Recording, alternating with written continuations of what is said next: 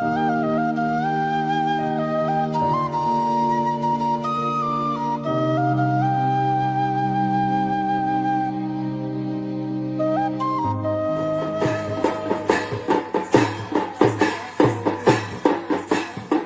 हर महादेव। शिव की नगरी ओमकारेश्वर में आपका स्वागत है। अगर आप भगवान शिव के दिव्य ज्योतिर्लिंग के दर्शन की प्लानिंग कर रहे हैं तो इस वीडियो में आपको मिलेगी हर जरूरी जानकारी। कैसे करें ओमकारेश्वर ज्योतिर्लिंग के दर्शन बिना किसी परेशानी के। सबसे सस्ता ट्रैवल ऑप्शन कौन सा है। ओमकारेश्वर ज्योतिर्लिंग के दर्शन के बाद आप कौन कौन सी जगह घूम सकते हो, और वीडियो के लास्ट में मैं आपको बताऊंगा कि आप 60 रुपए देकर कैसे रुक सकते हो ओमकारेश्वर में। तो चलिए चलते हैं भगवान ओमकारेश्वर के दरबार में। ओमकारेश्वर मध्य प्रदेश के खंडवा जिले में स्थित है और यह 12 ज्योतिर्लिंग में से एक है जिसे ओमकार ज्योतिर्लिंग के नाम से जाना जाता है, और ये ज्योतिर्लिंग का स्थान 4 नंबर का है। यहाँ पहुँचने के लिए आपके पास कई ऑप्शन हैं। ट्रेन से, अगर आप ट्रेन से आना चाहते हो तो ओमकारेश्वर के सबसे नजदीक railway station Khandwa railway station है जो कि 70 किलोमीटर दूर है, और दूसरा इंदौर रेलवे स्टेशन जो कि 80 किलोमीटर दूर है, जहां से आप सरवटे बस स्टैंड से बस लेकर आ सकते हो ओमकारेश्वर। और अगर आप फ्लाइट से आना चाहते हो तो सबसे नजदीकी एयरपोर्ट देवी अहिल्याबाई होलकर एयरपोर्ट इंदौर में है जो कि ओमकारेश्वर से लगभग 80 किलोमीटर दूर है। उज्जैन में महाकाल के दिव्य दर्शन के बाद मैं सुबह 6 बजे उज्जैन से एसी बस से ओमकारेश्वर के लिए निकल पड़ा। किराया बस 250 रुपए था। रास्ते में हरियाली से भरे खूबसूरत नजारे, खेत और पहाड़ियां देखने को मिली। 5 घंटे के इस सफर के बाद मैं आखिरकार भगवान ओमकारेश्वर के पावन धाम में पहुंच गया। अब सवाल ये है कि ओमकारेश्वर आके सबसे पहले क्या करें। ज्यादातर लोग ओमकारेश्वर पहुंचते ही ज्योतिर्लिंग के दर्शन की जल्दी में रहते हैं। अगर आप शास्त्रों में बताए गए सही विधि से दर्शन करना चाहते हैं तो सबसे पहला कदम है नर्मदा मैया में स्नान। नर्मदा नदी सिर्फ एक जलधारा नहीं बल्कि ओमकारेश्वर की ऊर्जा का केंद्र है। मान्यता है कि ज्योतिर्लिंग के दर्शन से पहले यहाँ स्नान करना जरूरी है ताकि आप शुद्ध होकर भगवान शिव के दर्शन कर सकें। गौमुख घाट और नर्मदा घाट सबसे प्रमुख स्थान है जहाँ श्रद्धालु स्नान कर पूजा अर्चना करते हैं। क्या आप जानते हैं नर्मदा नदी के बीच स्थित यह मंदिर ओमकार ओम के आकार के द्वीप पर बसा हुआ है। यह दुनिया में ऐसा एकमात्र ज्योतिर्लिंग है जो प्राकृतिक रूप से ओम आकृति में स्थित है। नर्मदा मैया में पावन स्नान के बाद अब समय आ गया है भगवान ओमकारेश्वर ज्योतिर्लिंग के दर्शन करने का। सबसे पहले फूल और प्रसाद लेकर मैं बढ़ता हूँ मंदिर की ओर। आप अपने जूते चप्पल पास की दुकान पर सुरक्षित रख सकते हैं या फिर मंदिर के बाहर जो शू स्टैंड है आप वहाँ भी रख सकते हैं। इस मंदिर में मोबाइल ले जाना अलाउड है तो आप मोबाइल फोन ले जा सकते हो। मंदिर में आने के लिए यहाँ पर 2 ब्रिज हैं।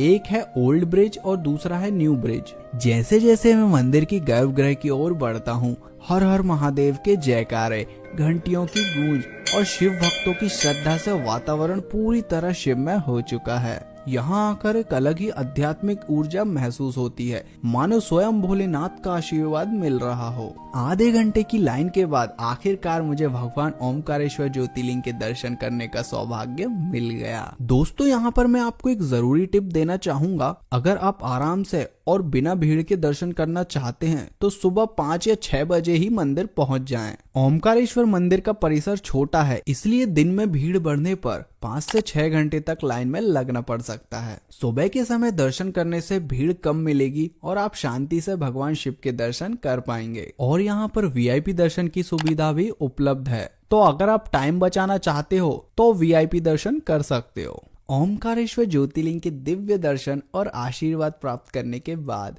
मैं नर्मदा नदी के दूसरे किनारे स्थित पवित्र ममलेश्वर ज्योतिर्लिंग की ओर बढ़ता हूँ। ममलेश्वर ज्योतिर्लिंग, जिसे अमरेश्वर ज्योतिर्लिंग भी कहा जाता है, 12 ज्योतिर्लिंग में से एक माना जाता है। मान्यता है कि ओमकारेश्वर और ममलेश्वर दोनों मिलकर एक संपूर्ण ज्योतिर्लिंग का निर्माण करते हैं। इसीलिए ओमकारेश्वर की यात्रा तभी पूरी मानी जाती है जब भक्त ममलेश्वर ज्योतिर्लिंग के दर्शन भी कर लें। कहा जाता है कि भगवान शिव की यह ज्योतिर्लिंग स्वतः ही प्रकट है। आधे घंटे के इंतजार के बाद मुझे ममलेश्वर ज्योतिर्लिंग के दर्शन हो गए। ममलेश्वर मंदिर के आसपास बहुत सारे बंदर रहते हैं जो अक्सर प्रसाद, फूल माला और खाने पीने की चीजें छीन लेते हैं। इसलिए अगर आप प्रसाद या कोई अन्य सामान लेकर जा रहे हैं तो उसे अच्छे से पकड़े रहें या बैग में रख लें। ममलेश्वर ज्योतिर्लिंग के दर्शन के बाद मैं निकल पड़ता हूँ पवित्र गौमुख घाट की ओर। गौमुख घाट नर्मदा नदी के प्रमुख घाटों में से एक है, जो अपनी धार्मिक और प्राकृतिक सुंदरता के लिए प्रसिद्ध है। यहाँ पर एक पवित्र जलधारा, एक गौमुख गाय के मुख से निकलती है, जिसे बेहद शुभ माना जाता है।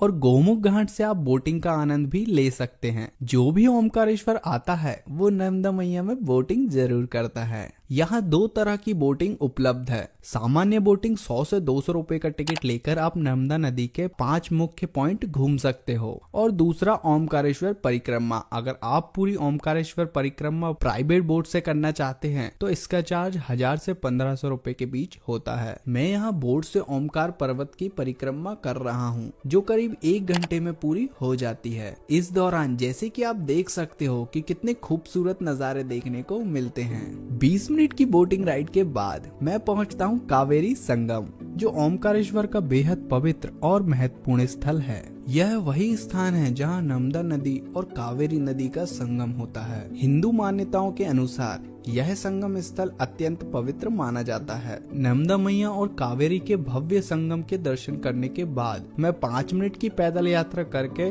ऋणमुक्तेश्वर महादेव पहुंचता हूं। यह मंदिर भगवान शिव के ऋणमुक्तेश्वर रूप को समर्पित है, जो भक्तों को कर्ज और आर्थिक परेशानियों से मुक्ति दिलाने वाले माने जाते हैं। पौराणिक कथा के अनुसार यहाँ भगवान शिव ने स्वयं प्रकट होकर एक ऋणग्रस्त भक्त को कर्ज से मुक्त किया था। तभी से यह स्थान ऋण मुक्ति के लिए विशेष रूप से प्रसिद्ध है। ऐसी मान्यता है कि जो भी श्रद्धालु सच्चे मन से यहाँ भगवान शिव की आराधना करता है, उसका सारा कर्ज उतर जाता है। इस मंदिर से जुड़ी एक खास मान्यता यह है कि यदि कोई श्रद्धालु दाल को कपड़े में लपेटकर भगवान शिव को अर्पित करता है तो उसकी सभी मनोकामनाएं पूर्ण होती हैं।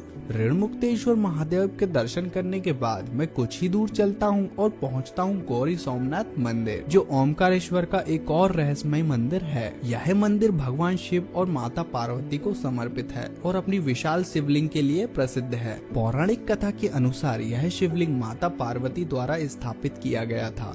इसी कारण इस मंदिर को गौरी सोमनाथ कहा जाता है। इस मंदिर में स्थित शिवलिंग लगभग 6 फीट ऊंचा और चौड़ा है। कहा जाता है कि पुराने समय में राजा और योद्धा इस शिवलिंग में अपना भविष्य देखने आते थे, लेकिन जब विदेशी आक्रमणियों ने इसे खंडित किया तब से यह शक्तिमंद पड़ गई। ओमकारेश्वर पर्वत की परिक्रमा करते हुए थोड़ा और आगे बढ़ने के बाद मैं पहुंच जाता हूं सिद्धनाथ मंदिर, जो अपनी भव्य वास्तुकला के लिए प्रसिद्ध है। यह मंदिर भगवान शिव को समर्पित है और इसकी खासियत है इसकी प्राचीन स्थापत्य कला। इसका निर्माण 10वीं-11वीं शताब्दी में हुआ था और यह ओमकारेश्वर के सबसे प्राचीन मंदिरों में से एक है। मंदिर की दीवारों पर सुंदर नक्काशी, हाथियों की आकृतियाँ और देवी देवताओं की मूर्तियाँ बनी हुई हैं, जो इसे बेहद खास बनाती हैं। मंदिर में बने ये 24 खम्भे बहुत आकर्षक लगते हैं। यह मंदिर एक ऊंची पहाड़ी पर स्थित है, जहां से पूरे ओमकारेश्वर का अद्भुत दृश्य देखने को मिलता है।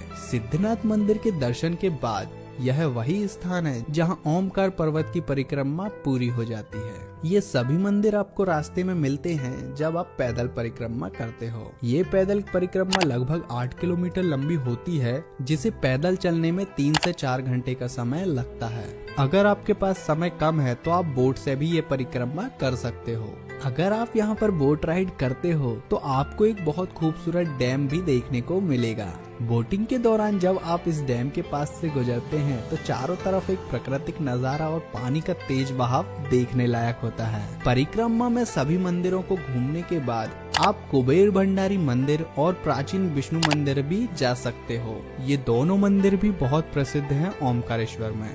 परिक्रमा करने के बाद यहाँ पर रात हो चुकी है और अब समय है माँ नर्मदा मैया की भव्य आरती देखने का। मैं ब्रह्मपुरी घाट की ओर चल पड़ा, जहां हर शाम नर्मदा आरती का भव्य आयोजन होता है। आमतौर पर आरती शाम को 7 से 8 बजे के बीच में होती है।